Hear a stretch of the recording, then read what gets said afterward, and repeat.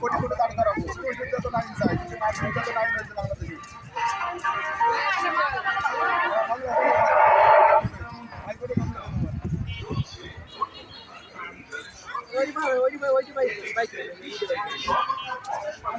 হাইকোর্টে এবার মামলা দেবো, পুরুষ নির্যাতনের আইন চাই।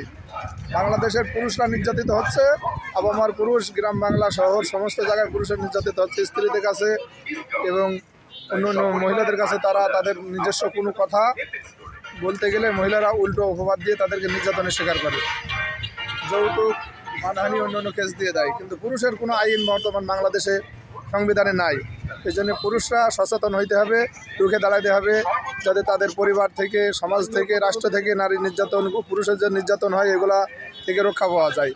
বাংলাদেশের এমন একটা আইন সংসদে পাশ করে সংবিধানে আইন হিসাবে আমরা দেখতে চাই। ধন্যবাদ।